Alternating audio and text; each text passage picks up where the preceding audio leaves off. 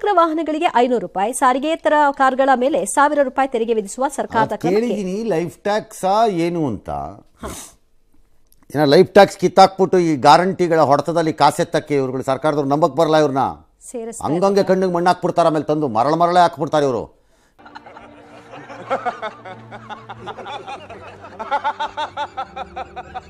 ಏನಾದ್ರು ಹೊಸದಾಗಿ ರೀಇಂಟ್ರೊಡ್ಯೂಸ್ ಮಾಡಿಬಿಡ್ತಿದಾರ ನೋಡಿದೆ ಆ್ಯನ್ಯುವಲ್ ಟ್ಯಾಕ್ಸು. ಇಲ್ಲ, ಇದೋ ಎಕ್ಸಿಸ್ಟಿಂಗ್ ಲೈಫ್ ಟ್ಯಾಕ್ಸಲ್ಲಿ ಆ್ಯಡ್ ಮಾಡೋಣ 200 ರೂಪಾಯಿ ಅಂತ ಕೇಳ್ತಿದ್ದಾರೆ ಅಂತ ಇವ್ರದ್ದು ವರದಿ. ತಿಳ್ಕೊಬೇಕು. ಯಾಕಂದರೆ ಭಾಳ ಹಿಂದಿನ ಕಾಲದಲ್ಲೇ ನಾವು ಲೈಫ್ ಟ್ಯಾಕ್ಸಿಗೆ ಶಿಫ್ಟ್ ಆಗಿಬಿಟ್ಟಿದ್ದೀವಿ. ಒಂದು ಎರಡನೇದು ಮೂಡಾದು, ಅದಕ್ಕೆ ರಾಜಕಾರಣಿಗಳೇ ಹೆಚ್ಚಿರ್ತಾರೆ, ಅಧಿಕಾರಿಗಳನ್ನೇ ತರಬೇಕು, ಅಧಿಕಾರಿಗಳನ್ನೇ ತಂದು ಬಿಟ್ರೆ ಆಗುವುದಿಲ್ಲವೋ, ಸುಧಾರಣೆ ಆಗುತ್ತಾ? ಈಗ ಆಗಿರೋದೇನು ಮೂಡಾದಲ್ಲಿ ಅಧಿಕಾರಿಗಳ ಮೇಲೆ ಬಂದಿರೋದಲ್ಲಿ. ಪೊಲೀಸ್ ಕೆಲಸಕ್ಕೆ ನಾಲಾಯಕ್ ನನ್ನ ಮಕ್ಕಳ, ನೀವು ಹೋಗಿ ಕಾರ್ಪೊರೇಷನ್ ಹೋಗಿ ಬೈದಿದ್ದು ಅವರಿಂದಲೇ ಲೋಪ ಆಗಿರೋದು. ಇದು ಅದಲ್ಲ, ಸಿಂಹನ ಕರ್ಕೊಂಡು ಹೋಗ್ಬಿಟ್ಟು ಆ ಫಾರೆಸ್ಟಿಗೆ ಬಿಟ್ರೆ ಅದು ಜಿಂಕೆಗೆ ಹೊಡೆಯಲ್ಲ, ಈ ಫಾರೆಸ್ಟಿಗೆ ಬಿಟ್ರೆ ಮಾತ್ರ ಜಿಂಕೆಗೆ ಹೊಡೆಯತ್ತೆ ಅಂತ ರೂಲ್ ಇದೆಯಾ?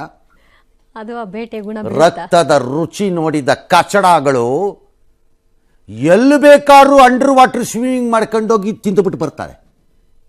ಅಷ್ಟು ಪರಿಣತಿ ಹೇಸಿಗೆ ಅಯ್ಯೋ 20 ಅಡಿ ನೀರು ಆಳದಲ್ಲಿ ಇದೆಯಪ್ಪ ಅಂದ್ರೆ ಇರ್ಲಿ ಬಿಡೋಣ, ಮಾಸ್ಕ್ ಹಾಕೊಂಡಾದ್ರೂ ಹೋಗ್ತೀನಿ, ಅಲ್ಲೋಗಿ ತೆಗೆದ್ಬಿಟ್ಟು ತಿಂದ್ಬಿಟ್ಟು ಬಂದ್ಬಿಡ್ತೀನಿ ಹೇಸಿಗೆ ನಾನು ಗಿರಾಕಿಗಳಿರೋವಾಗ. ಹಂದಿ ಮರಿ ಅವ್ರ ಅಮ್ಮನ ಜೊತೆಲಿ ಕಕ್ಕ ತಿಂತೈತಂತೆ.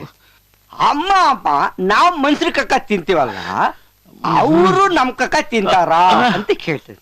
ಅದೀಗ ಅವ್ರ ಅಮ್ಮ ಸುಮ್ನೆಪ್ಪ ಊಟ ಮಾಡೋ ಅಸಹ್ಯ ಆತರ ಎಲ್ಲ ಮಾತಾಡ್ಬಾರ್ದು ಅಂತಂತೆ. ಜೋಗೋ ನೀವ್ ಏನು ಮಾಡಿದ್ರು ಅಷ್ಟೇ, ಅಷ್ಟೇ ಅದು.